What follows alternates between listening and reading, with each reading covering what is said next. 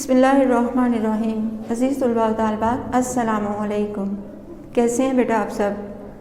उम्मीद है आप सब खैरियत से होंगे। जी, मैं हूँ आपकी उर्दू की टीचर। आप सबको दिसंबर प्लान मिल चुका है। दिसंबर प्लान में शामिल असबाग के नाम आपने नोट कर लिए होंगे।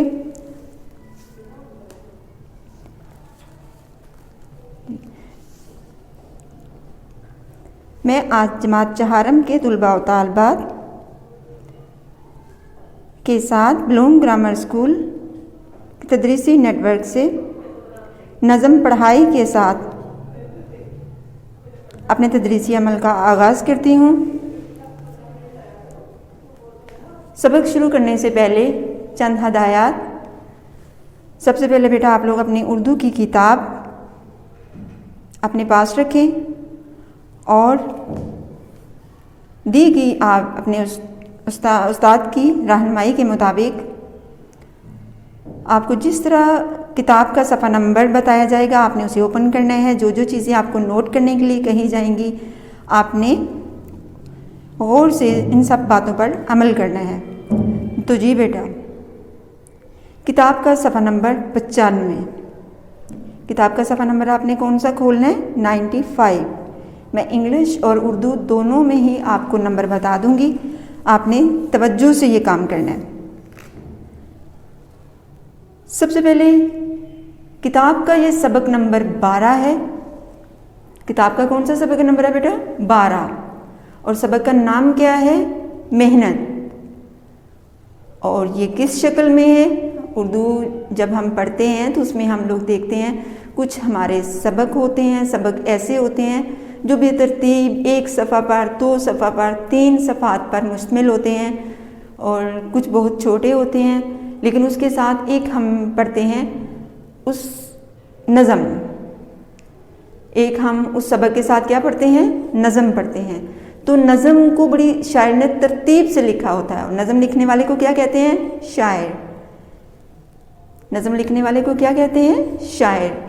शायर बड़े मुनज़्ज़म तरीके से तरतीब से अल्फाज को नज़म में बयान करता है और अपना एक मरकज़ी ख़याल, एक मरकज़ी जो सोच है उसी के ही गिर्द वो रहता है। वो एक ही टॉपिक पे रहता है, एक ही उन्वान पे रहता है जो वो सोचता है। जैसे हमने इससे पहले भी बहुत सारी नज़में पढ़ी हैं, हमने हम्द पढ़ी है, हमने नात पढ़ी है, इसके अलावा हम कौमी तराना पढ़ते हैं, कौमी गीत पढ़ते हैं। तो इसमें आप देखते हो कि जो जिस बात से शायर शुरू करता है नज़म को, उसी ही के अंदर वो उसी के मुतल्लिक़ हमें बातें बताता है, उसी के अंदर अपनी नज़म के अंदर उन्हीं अशार में उसी का जिक्र करता है। तो यहाँ पे जो नज़म का नाम है वो है मेहनत। आज हम किस नज़म, कौन से उन्वान पर नज़म पढ़ेंगे? मेहनत के उन्वान पर नज़म पढ़ेंगे। तो मेहनत जो सब आपका सबक है, नज़म है जो आपकी, वो किताब के सफ़ा नंबर 95 पर है। कौन से सफ़ा नंबर पर है आपके? 95। ये यहाँ पे अगर आप नोट करेंगे तो किताब का सफ़ा नंबर 95 आपको बता दिया गया है। सबक का नाम भी आपको बता दिया गया है, किताब का सबक नंबर भी आपको बता दिया गया है। सबक जो आज हम पढ़ने जा रहे हैं उसमें सबसे पहले ये मैं आपको बताती चलूँ कि ये हमारा दिसंबर प्लान का काम है। ये हमारा कौन सा काम है? आप मेन हेडलाइन पे देखें, दिसंबर प्लान लिखा हुआ है। दिसंबर प्लान में हमारा आज का पहला सबक शामिल है मेहनत। अगरचे ये किताब का तो सबक नंबर 12 है, लेकिन दिसंबर प्लान में हम लोग जब अपनी मंथली प्लानिंग शुरू करते हैं, मंथली प्लान हम माहाना जो हम प्लान को ऑर्गेनाइज करते हैं, मैनेज करते हैं आपके लिए, तो उसमें सबसे पहले सबक हम कौन सा पढ़ने जा रहे हैं? मेहनत। तो मेहनत में आज सबसे पहले हम क्या करेंगे? पढ़ाई करेंगे। मेहनत में हम सबसे पहले क्या करेंगे? पढ़ाई करेंगे। मेरे साथ साथ आप लोगों ने बेटा, आप लोगों ने मेरे साथ साथ क्या करना है? नज़म को पढ़ना है और अल्फाज के साथ साथ आपने अपनी फिंगर को मूव करना है। कि अगर आपकी फिंगर ए के ऊपर है, अगर नौनिहाल के ऊपर है, तो आपने साथ साथ इसको फिंगर को लफ्ज़ के साथ साथ लेके जाना है। ए नौनिहाल बच्चों, ए नौनिहाल बच्चों, मेहनत से काम करना। पहली लाइन क्या है? ए नौनिहाल बच्चों, मेहनत से काम करना। मेहनत के बल पे सारी दुनिया को राम करना, मेहनत के बल पे सारी दुनिया को राम करना। मेहनत से चल रहे हैं दुनिया के कारखाने, मेहनत से चल रहे हैं दुनिया के कारखाने। मेहनत से मिल रहे हैं हर कौम को खजाने, मेहनत से मिल रहे हैं हर कौम को खजाने। सब दस्तकारियों में डाली है जान उसने, सब दस्तकारियों में डाली है जान उसने। मजदूर को दिखा दी दौलत की कान उसने, मजदूर को दिखा दी दौलत की कान इसने। बेटा इसमें दी का लफ्ज़ मिस है, वो आपने अपनी किताब से देख लेना है। नेक्स्ट है आगे लाइन, मेहनत करेगा जो दौलत उसे मिलेगी, मेहनत करेगा जो दौलत उसे मिलेगी। जो कौम चाहती है दुनिया में नाम करना, जो कौम चाहती है दुनिया में नाम करना। नैयर, ये लफ्ज़ क्या है? नैयर, नैयर वो जानती है मेहनत से काम करना, नैयर वो जानती है मेहनत से काम करना। इस नज़म को लिखने वाले शायर का नाम क्या है? शफीउद्दीन नैयर। इस नज़म को लिखने वाले शायर का नाम क्या है? नज़म कौन लिखते हैं? नज़म शायर लिखते हैं। नज़म कौन लिखते हैं? शायर लिखता है।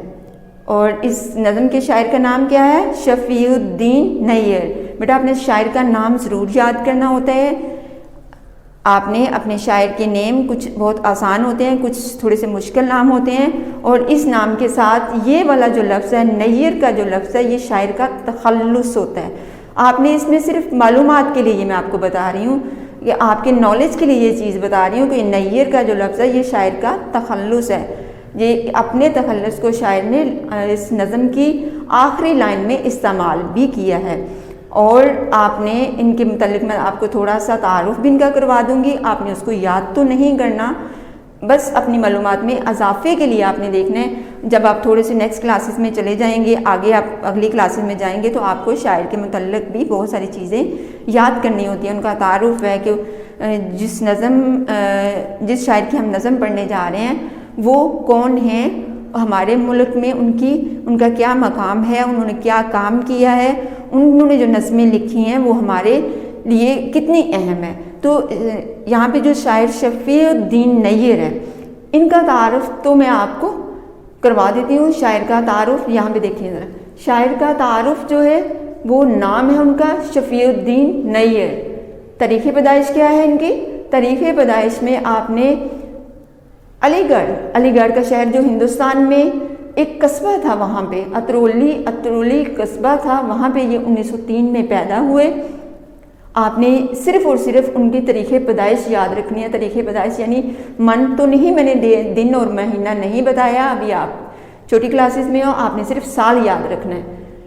और ये सिर्फ आपने नॉलेज के लिए, आपने मालूमात में इजाफे के लिए चीज़ याद करनी है, इम्तहानी पॉइंट ऑफ व्यू से नहीं। ये सिर्फ हम आपको इसलिए थोड़ा सा साथ साथ बताते जाते हैं कि जब आप नेक्स्ट क्लासेस के लिए जाएं तो आपको ये पहले से मालूम हो कि हमने क्या क्या चीज़ें जो हैं वो हमारी प्रैक्टिस में थी, अब हमने मज़ीद उसको आगे और तफसील से लेके जाना है।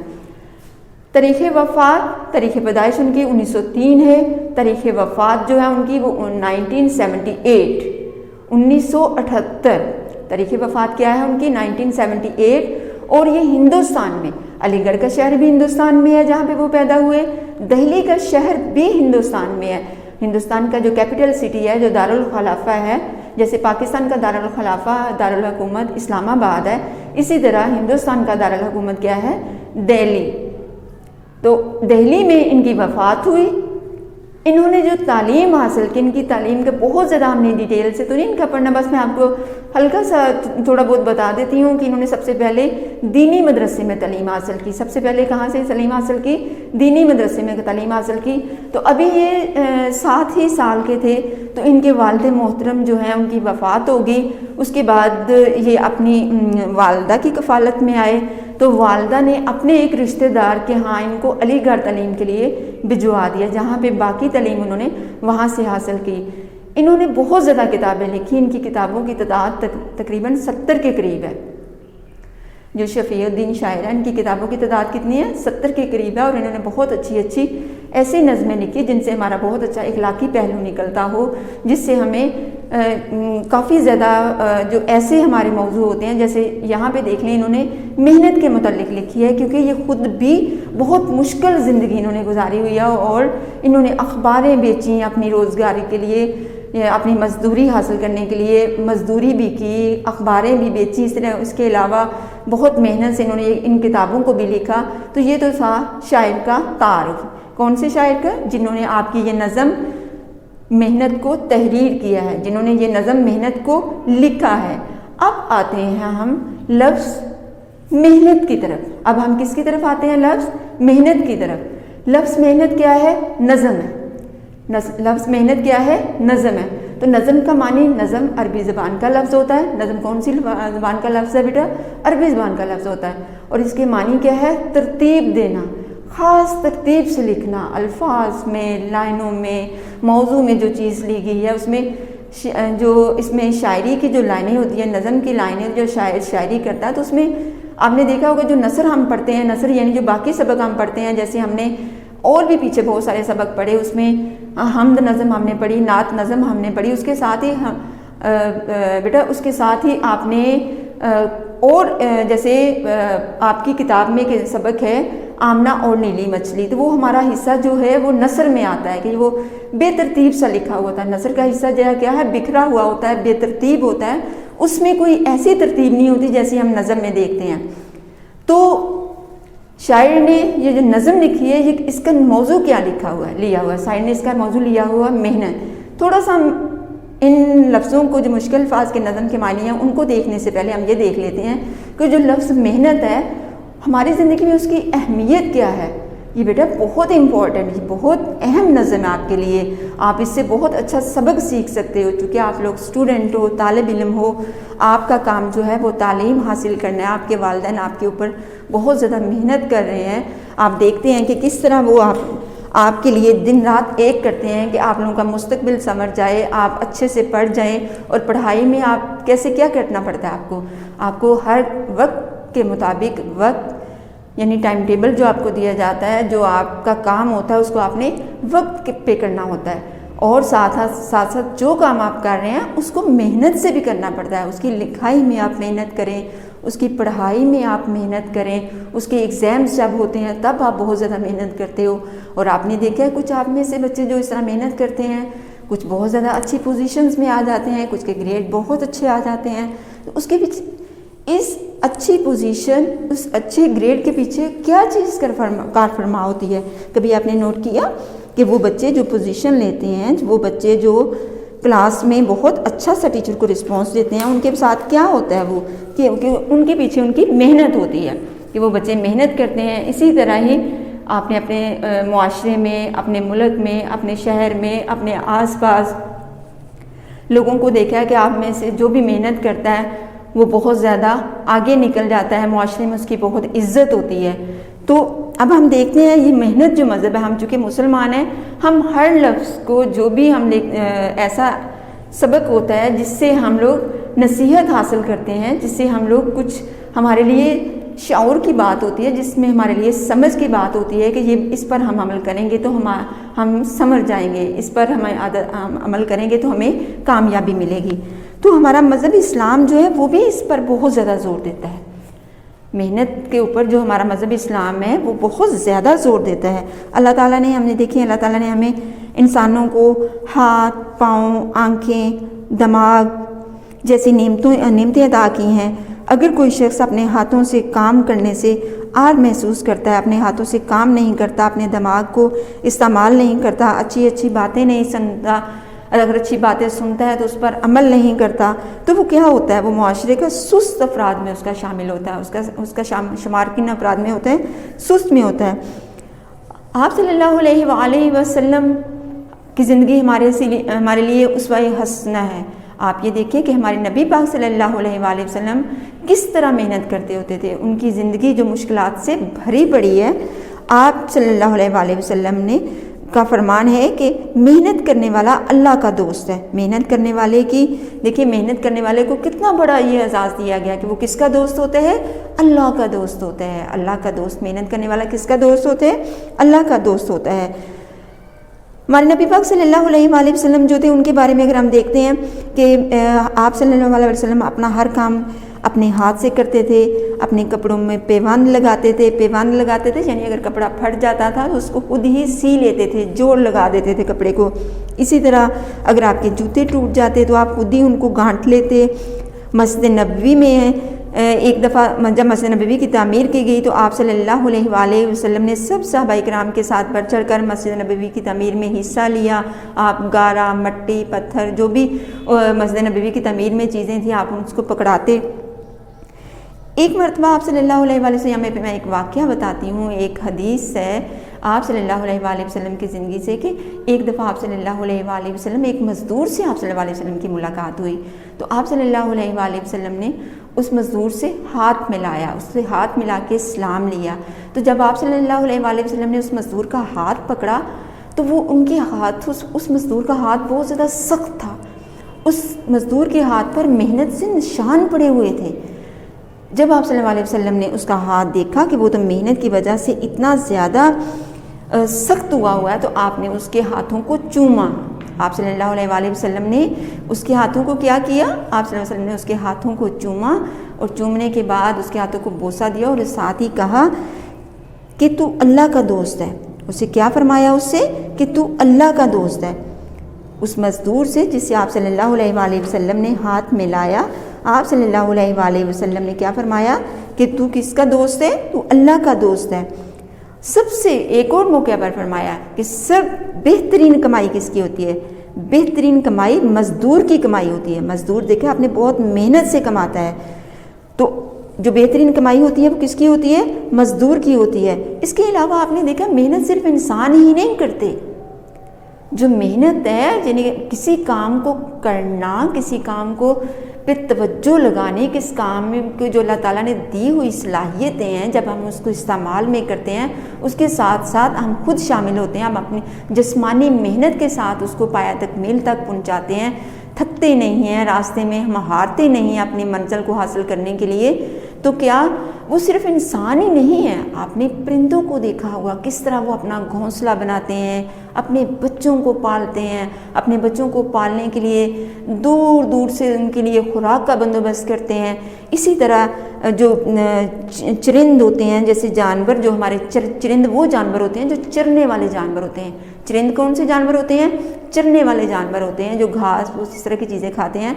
उसमें से आपने देखा है बैल कितना खेतीबाड़ी के काम आता है, कितनी मेहनत से वो मुशक्क़त उठाता है किसान के साथ कि उसको बैलों को खेत में इस्तेमाल करते हैं, बार बर्दारी के काम आता है। इसके अलावा घोड़ा जो है वो देखा है आपने जानवरों में से कि उसके वो घोड़े के लिए जंगों में उसका इस्तेमाल किया जाता है, उसके ऊपर इतना इतना बोझ लादा जाता है। अगर हम देखें जो हमारे ट्रांसपोर्ट के ज़राए होते हैं उसमें तांगा की जो सवारी है उसमें हम घोड़े को तो आगे लगाते हैं तांगे के साथ जो जोड़ के उसको, फिर हम लोग उसमें सफ़र भी करते हैं बैठ के। अब तो वैसे बहुत कम हो गया हुआ है, लेकिन इसके अलावा और ज़्यादा जो जैसे गधे की मिसाल आपके, गधे किस तरह उसके ऊपर बोझ लाते हैं, इस तरह आपने चूंडी को देखा होगा, इतनी छोटी सी वो हजरातुल अर्ज़ में शुमार होता है उसका, बहुत छोटी सी है। कभी देखा है वो कितने बड़े बड़े दाने उठा के तो घूम रहे, तो वो क्या होता है, वो मेहनत कर रही होती है, वो अपने आप को मुशक्क़त में डाल रही होती है कि अब अल्लाह ताला ने उसको जो ज़िंदगी दी है उसको फारिग बैठ के गुजारने, बल्कि क्या कर रही होती है, उसको उससे मेहनत से वो उसको हासिल कर रही होती है। तो ये तो हो गया लफ्ज़ मेहनत की अहमियत और लफ्ज़ मेहनत का तारुफ। यानी लफ्ज़ मेहनत क्या है, किसी काम को अंजाम देना। मेहनत क्या है, किसी काम को अल्लाह ताला की दी हुई सलाहियतें जो अल्लाह ताला ने हमें अक्ल दी है, अल्लाह ताला ने हमें शाऊर दिया है, अल्लाह ताला ने हमें देखने सुनने बोलने की जो सलाहियतें दी हैं, हमें सोचने की जो सलाहियत दी है, तो हम उसको बरूए काट लाते हैं। मेहनत में क्या करते हैं, हम उसको उन सलाहियतों को बरूए काट लाते हैं और फिर हम अपने लिए अपने ज़रूरियत के लिए बहुत सी अच्छी अच्छी चीज़ें मेहनत से बनाते हैं, जिससे हमें सहूलियत भी मिलती हैं। आपने बच्चों मेहनत कहाँ करनी है, आपने बेटा आपके लिए एक पैगाम है शायर का। ये इस नज़म में जो पैगाम शायर ने दी है वो मैंने तो भी आपको लफ्ज़ मेहनत की अहमियत बताई है ना, कि मेहनत लफ्ज़ जो मेहनत है इसके बगैर गुजारा नहीं है ज़िंदगी का।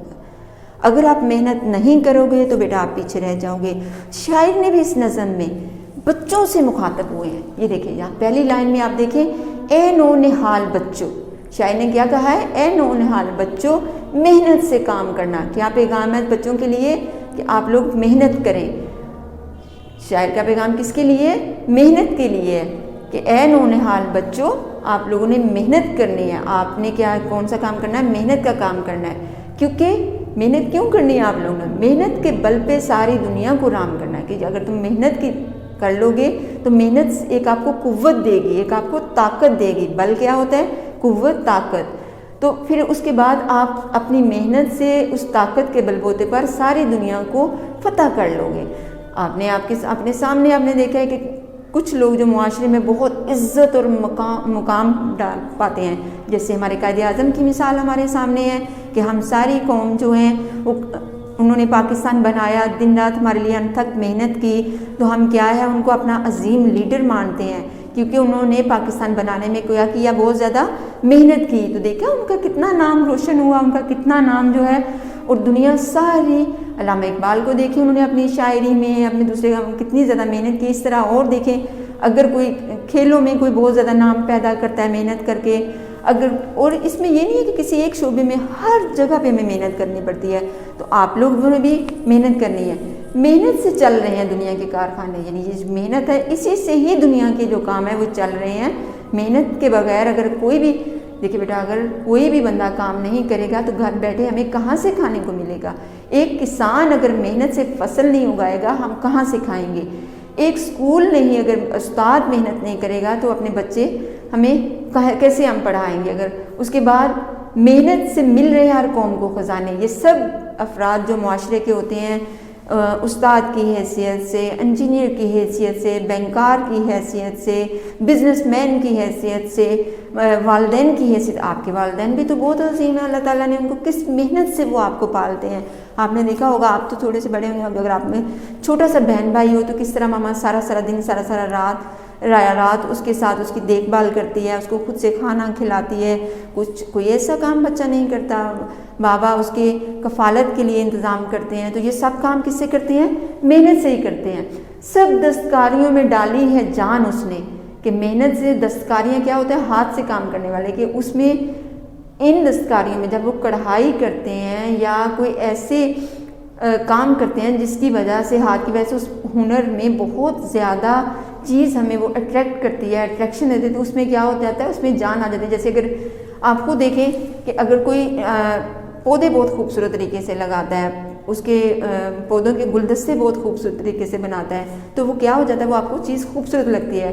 हाथों की जो मेहनत, वो उसके अपने हाथों की मेहनत वो चीज़ों पे लगाता है, चीज़ों को बनाने में।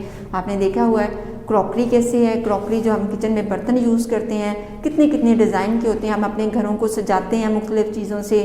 हम इलाकाई जो होती हैं कढ़ाई, यानी लिबास में हमारी जो मेहनत होती है कढ़ाई की, उसके अलावा हर चीज़, जैसे दर्जी कपड़े सीता है, किस तरह वो कटिंग करके कपड़ों को कितना खूबसूरत, अगर वो कपड़ा वैसा ही पड़ा रहता, अपने हाथों से उस पर ऊपर मेहनत ना करता, तो कैसे वो कपड़ा हमारे लिए पहना हुआ हमें अच्छा लगता। मजदूर को दिखा दी दौलत की कान उसने। कान, ये कान बेटा वो वर्ड नहीं समझना आपने कि जैसे हमारे अल्लाह ताला ने सुनने के लिए सलाहियत कान, ये कान एक स्पेशल लफ्ज़ है। कान वो लफ्ज़ है, ज़मीन के अंदर अल्लाह ताला ने हमारे लिए बहुत कीमती ख़जाने छुपाए हुए हैं। तो उनको इंग्लिश में माइंस कहते हैं कि ज़मीन, जैसे हमें ख्योड़ा की कान, ख्योड़ा में जो नमक की कान, हम उसके बारे में पढ़ते हैं कि ख्योड़ा में नमक की कान है, और इलाकों में कोयले की कानें हैं, पाकिस्तान में कीमती पत्थर जो हैं, संगे मरमर, इस तरह के बहुत सारे जो पहाड़ों के अंदर छुपे हुए ख़जाने हैं, तो वो क्या कहलाते हैं, कान। उनको क्या कहते हैं, कहा बेटा, कानें होती हैं। उसमें काम करने वाले जो कानकुन होते हैं, और जो वो पहाड़ होता है जिसके अंदर वो खजाना होता है, उसको क्या कहते हैं, कान। इसी तरह जैसे देखें ऑयल ज़मीन के अंदर छुपा हुआ है, गैस, सुई गैस जो है वो ज़मीन के अंदर होती है, वहीं से निकालते हैं ना, ज़मीन के नीचे से इस्तेमाल करते हैं चीज़ों को। तो ये क्या है, सब अल्लाह ताला की दी हुई नेमतें। तो ये मज़दूर की मेहनत से इसको हम लोग अपने लिए तलाश करते हैं।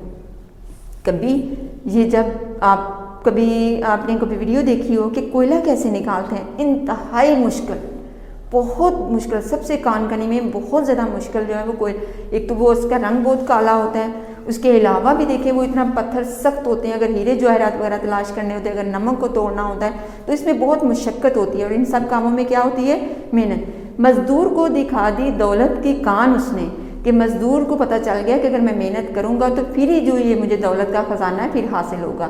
मेहनत करेगा जो दौलत उसे मिलेगी, मेहनत करेगा जो दौलत उसे, जो दौलत मेहनत करेगा उसे दौलत भी मिल जाएगी। जो कौम चाहती है दुनिया में नाम करना, यानी जो कौम चाहती है, हर एक का दिल करता है कि लोग मेरा नाम लें, लोग मेरी इज्जत करें, मैं मशहूर हो जाऊं, तो जो समझ लेता है कि मैं दुनिया में मशहूर हो जाऊं, नाम करना क्या होता है, मशहूर होना, कि मैं दुनिया में मशहूर हो जाऊं, मैं दुनिया में सबसे ज़्यादा अलग थलग जो है वो अपने आप को देखता हुआ नज़र आऊं, तो वो क्या है, वो कौम क्या करती है, वो जानती है मेहनत से काम करना। आज हमारे सामने बहुत सारे मुल्कों की मिसालें हैं जो हमसे बाद में आज़ाद हुए और मेहनत करके वो बहुत आगे चले गए। जैसे जापान की कौम है, बहुत मेहनती है। चीन आप देखें, चीन की कौम भी बहुत ज़्यादा मेहनती है, वो बहुत मेहनत से काम करती है। आज पूरी दुनिया की माशियत जो है, जो उन्हें वो चीज़ें बेचते हैं सारी दुनिया में, वो किसकी, वो सब उसके मज़दूरों की मेहनत का नतीजा होता है कि वहाँ पे जो लोग भी मेहनत कर रहे हैं वो इतनी अच्छी चीज़ें बना के दूसरे मुल्कों में बेचते हैं कि वहाँ की जो लोग हैं दंग रह जाते हैं कि इतनी बड़ी तादाद में, और पूरी दुनिया में वो अपनी चीज़ें जो है वो सप्लाई कर रहा है और लोग उनसे ख़रीदते भी हैं। तो ये तो हो गया बेटा नज़म का तारुफ कि आपने क्या करना नज़म में, इसमें बच्चों के लिए पैगाम दिया हुआ है, बच्चों को पैगाम शायर ने किस तरीके से समझाया हुआ है कि बेटा सब कुछ मेहनत है, अगर आप मेहनत करोगे तो सब कुछ पा लोगे। ये सब चीज़ें आपने इसमें याद रखनी है। आप इसमें कुछ मुश्किल अल्फाज हैं, मुश्किल अल्फाज को मैं आपको रिपीट करवा देती हूँ। मुश्किल अल्फाज के मायने जो है वो आपने क्या, राम करना। मुश्किल अल्फाज क्या है मानी, राम करना। तो राम करना अल्फाज है, इसके मुश्किल इसका मानी क्या है, मातहत करना, फतह करना। इसका मानी क्या है, मातहत करना, फतह करना, यानी अपने मुताबिक चलाना, अपना आप जो है वो उसको मर्जी के मुताबिक जो भी आप करवाना चाहते हो अपने मुताबिक करना। उसके बाद नेक्स्ट है बल। बल एक तो वो बल होता है ना जो रस्सी को बल पड़ता है, ये बल है कुव्वत, ताकत, ताकत में आना, कुव्वत में आना। दस्तकारियाँ, दस्तकारियाँ होता है हाथ से चीज़ें बनाने का काम। बहुत सारे, अभी मशीनें तो बाद में ईजाद हुई, हमारे बहुत सारे काम ऐसे थे जो कि हाथों से करते थे। हमारे पहले वाले जो लोग हैं, जैसे मामार अपने हाथ से मकान बनाता है, इसी तरह और बहुत सारे काम जो हैं, जो मिट्टी के बर्तन जो अपने हाथ से बनते हैं, रूपसाजी का सामान जो है, लकड़ी का काम जो है वो हाथ से किया जाता है। तो ये सब किस में आता है, दस्तकारियों में आता है। किससे आता है, दस्तकारियाँ जो होती हैं हाथ से काम करने वाले। राहत, आराम, सुकून। राहत का क्या मतलब होता है, आराम, सुकून। खजाने, खजाना बेटे कहते हैं छुपी हुई दौलत। खजाना क्या होता है, ऐसी दौलत जो छुपी हुई हो। कान, मैंने बता दिया आपको कि ये क्या होता है, पहाड़ों के नीचे, ज़मीन के नीचे अल्लाह ताला ने जो कीमती खजाने हमें छुपाए हुए हैं, तो वो क्या होती हैं, वो ज़मीन से निकालने वाली कीमती चीज़ें। ये ज़मीन से कीमती चीज़ें निकालने की जगह वो क्या कहलाती है, कान कहलाती है। जी बेटा, ये तो हो गया हमारा आज का सबक। क्या हो गया हमारा आज का, ये सबक हो गया। अब हम करेंगे दूसरा काम अपना, किताब का मशकी काम। अब आपने क्या करना है, किताब का मशकी काम करना है। क्या करना है बेटा आप सबने, किताब का मशकी काम। किताब के मशकी काम के लिए बेटा आपने एक चीज़ का ख्याल रखना है कि आपने अपनी किताब अपने हाथ में रखनी है, और जो जो सवाल मैं आपको बताऊंगी, किताब का सफ़ा नंबर बताऊंगी, सवाल भी आपको बताऊंगी, किताब का सफ़ा नंबर भी मैं आपको बताऊंगी। क्या बताऊंगी मैं आपको, सवाल नंबर भी बताऊंगी, सफ़ा नंबर भी बताऊंगी। आप अपने पास पेंसिल, शार्पनर, रेज़र ज़रूर रखें। किताब के ऊपर, सफ़े के ऊपर डेट एंड डे ज़रूर डालें। क्या करना है आपने किताब के ऊपर, डेट एंड डे डालना ज़रूर। सबसे पहले है सवाल नंबर 1। आपको मैं ये बताते चलूँ कि ये किताब का मशकी काम सफ़ा नंबर 96, 96, 97, 97, 98, 98। बेटा उर्दू में भी आप लोगों ने गिनती याद रखनी है। अगर हम उर्दू पढ़े हैं तो हमें चाहिए कि अपनी गिनती उर्दू में ही बोलें। तो इसलिए सब बच्चों को छुट्टियों के दौरान आपने क्या करना है, उर्दू में गिनती याद करनी है। जैसे ये नंबर है 96, 97, 98। क्या नंबर है? 96, 97, 98। अच्छा, इसमें बेटा सवाल नंबर 1 क्या खोलना है अब आपने? सवाल नंबर 1। इस काम को आपने अपनी किताब के ऊपर करना है। किसके ऊपर करना है? किताब के ऊपर करना है। और सवाल क्या है ये? सवाल जोड़ तोड़। सवाल क्या है ये आपका? जोड़ तोड़। और इसका पेज नंबर क्या है? 96। अब यहाँ पे मैंने सवाल नंबर 1 के जवाब दिए हुए हैं। ये क्या लिखे हुए हैं मैंने? जवाब। तोड़ आपकी कॉपी के ऊपर है। तोड़ किस जगह पे है? आपके कॉपी के ऊपर है। तो सबसे पहले वर्ड जो स्पेलिंग उन्होंने तोड़ किया हुआ वो है छोटी जे प्लस हे प्लस ये। क्या लफ्ज बना? यही। क्या लफ्ज बना? यही। उसके बाद नेक्स्ट नंबर 2 पे है त्यौहार। क्या लफ्ज बना? त्यौहार। आप उस अल्फाज को देखें और उन हरूफ को आपने हरूफ तहज्जी जो दिए हुए हैं उनको आपने जोड़ा तो वो क्या लफ्ज बना? त्यौहार। नंबर 3 पे क्या लफ्ज बना? बहन। नंबर 3 पे कौन सा लफ्ज बना? बहन। नंबर 4 पे क्या लफ्ज बना? नहीं। नंबर 4 पे क्या लफ्ज बना? नहीं। नंबर 5 पे क्या लफ्ज बना? कहीं। काफ हे, गोल दायरा हे जो होती है, और ये नून गुन्ना। तो क्या लफ्ज बना? कहीं। उसके बाद नेक्स्ट आ जाता है, ये बहुत आसान सा काम है, आपने इसको नीट करना है। नेक्स्ट आप आ जाएं सवाल नंबर 2 पे। सवाल नंबर 2 जो है वो आपके कुछ अल्फाज दिए गए हैं। उन अल्फाज को अंडरलाइन किया गया है, यानी उनको खत कशीद किया गया, उनके नीचे लाइनें दी गई हैं और उन लाइनों के नीचे 3 ऑप्शन, 3 चॉइस दी गई हैं आपको। आपने उन जो लफ्ज़ है उनके चॉइस के गिर्द आपने क्या लगाना है? दायरा लगाना। आपने क्या लगाना है? उनके गिर्द दायरा लगाना है। और ये सवाल जो है ये आपके सफ़ा नंबर कुछ 97 पे 97 पे होगा और कुछ 96 96 पे होगा। किस पे? 2 सफ़ों पे ये सवाल के जवाब होंगे आपके 96 पे और 97 पे। ये सवाल नंबर 2 है, 2 सफ़ात पर है। नंबर 1 में है सबसे पहली स्टेटमेंट है ए नौनहाल बच्चों मेहनत से काम करना। उसके ऑप्शन है नंबर 1 पे मेहनती, नेक, कम उम्र। तो करेक्ट ऑप्शन आंसर क्या है? कम उम्र। उसके बाद नंबर 2 पे है मेहनत के बल पे सारी दुनिया को राम करना। मेहनत के बल पे सारी दुनिया को राम करना। तो आपने इसका नीचे ऑप्शन जो है ना 2-3 दिए हुए हैं, नाकाम होना, दुनिया को फतह करना, बेबस होना। तो इसमें क्या है ऑप्शन जो करेक्ट जवाब है वो क्या है? दुनिया को फतह करना। नंबर 3 पे है जो मेहनत करेगा उसे राहत मिलेगी। राहत को अंडरलाइन किया गया है और उसके नीचे 3 ऑप्शन दिए गए हैं, खुशी, खजाना, दौलत। तो राहत क्या है? राहत क्या मिलेगी? राहत, खुशी।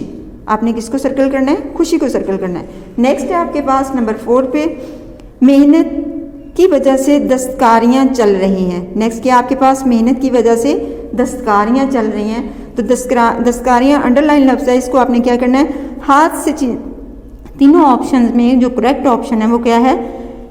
एक पे फैक्ट्रियाँ दिया हुआ है, दूसरे से हाथ से चीज़ें बनाने का हुनर, तीसरा है मशीनें। तो सही करेक्ट ऑप्शन क्या है आपका? हाथ से चीज़ें बनाने का हुनर। उसके बाद नंबर 5 पे आ जाता है। नंबर 5 पे है बेटा मेहनत लोगों को खजाने की कान दिखाता है। मेहनत लोगों को खजाने की कान दिखाता है। तो कान की मीनिंग जो नीचे ऑप्शन दिए गए हैं, जिस्म का हिस्सा। मैंने पहले आपसे कहा था कि ऐसे भी हमें गलती लग सकती है कि आप फ़ौरन कहें कान, क्योंकि कान तो बहुत कॉमन है ना। हम लोग कहते हैं अपने कानों से गौर से बात सुने। आप लोग इधर जो कानों से बात गौर से नहीं सुनते हो, इस पर अमल भी नहीं करते हो, तो काफ़ी दफ़ा इस पर डांट भी पड़ चुकी होती है। मामा को गौर से नहीं सुनते, तुम्हारे कान नहीं है, ऐसे मामा से डांट पड़ती है ना। तो आपने ये देखना है, यहाँ पे वो वाले कान नहीं हैं जिस पे आपको डांट पड़ती है। ये वो वाले कान हैं जैसे ज़मीन से कीमती चीज़ें निकालने की जगह। क्या है? ज़मीन से कीमती चीज़ें निकालने की जगह। ये तो हो गया बेटा आपको सवाल नंबर 2 के जवाब। आपने इन अल्फाज को क्या करना है? दायरा लगाना है। इनके गिर्द क्या लगाना है? आपने दायरा लगाना है। दायरा कैसे लगाना है? आपने इस तरह सर्कल करना है, गोल। उसके बाद नेक्स्ट आ जाता है आपका सवाल नंबर 4 आपका शामिल नहीं है, सवाल नंबर 5 आपका शामिल है। सवाल नंबर 5 आपका सफ़ा नंबर 98 पर है। सवाल नंबर 5 आपका कौन से सफ़ा पे है? सफ़ा नंबर 98 पे है। और यहाँ पे हमने वाहिद के जमा बनाने हैं। कुछ अल्फाज दिए गए हैं जिनके हमने क्या बनाने हैं? वाहिद के जमा बनाने हैं। कौम दिया गया है, कौम का जमा क्या है, अक़वाम। यहाँ पे मैंने सिर्फ जमा का जिक्र किया, जमा लिखे हैं मैंने, वाहिद आपकी किताब पर मौजूद हैं। तो सबसे पहला लफ्ज़ क्या है, कौम। कौम की जमा क्या है, अक़वाम। दूसरा लफ्ज़ क्या है, फ़ौज। फ़ौज की जमा क्या है, अफ़वाज। क्या लफ्ज़ है ये, अफ़वाज। याद करना है इसको ध्यान से। और तीसरा लफ्ज़ क्या है, तर्फ। तर्फ क्या होता है, इंग्लिश में उसके लिए होता है डायरेक्शन। हम लोग कहते हैं ना सिमत, कि किस तरफ देखना, आप दाएं देख रहे हो, बाएं देख रहे हो, आगे देख रहे हो, पीछे देख रहे हो, मशरक़ है, मगरब है, शुमाल है, जुनूब है, तो इसको कहते हैं तर्फ। यानी क्या इसकी जमा है, अतराफ। तर्फ की जमा क्या है, अतराफ। उसके बाद हमारे पास क्या है, अदद। अदद गिनती को, इसके मानी अदद के क्या होते हैं, गिनती, यानी काउंट करना, गिनना। तो अदद की जमा क्या है, आदाद। अदद की जमा क्या है, आदाद। उसके बाद शक्ल, कोई तस्वीर जो होती है उसकी शक्ल के क्या मानी होती है, शक्ल, तस्वीर को, उसकी जमा क्या है, अशकाल। ये तो बेटा हो गया आपके सवाल नंबर 5, जो सफ़ा नंबर 98 पे है, उसके जवाब हो गए। सवाल नंबर 5 सफ़ा नंबर 98 पे उसके। तो उसके बाद ये घर का काम है आपका, आपने घर का काम, आज पढ़ाई का काम किया है। नज़म, मेहनत की पढ़ाई करनी है आपने। नज़म किस कौन सी, मेहनत की आपने पढ़ाई करनी है। और उसके बाद किताब का जो मैंने काम करवाया है, किताब का सवाल नंबर 1, सवाल नंबर 2 और सवाल नंबर 5, उसको आपने हल करना है पहले अपनी किताब के ऊपर। उसको क्या करना है आपने, आंसर के मुताबिक उसको हल करना है। पहली तो यह कि आप खुद उसको हल करें। हल करने के बाद फिर उसकी आपने क्या करना है, दोहराई करनी है। दोहराई से क्या मुराद होता है कि आपने उसको रिवाइज करना, आपने उसकी रिवीजन करनी है। आपने उसकी क्या करनी है, रिवीजन करनी है। तो बेटा ये तो हो गया आज का आपका सबक।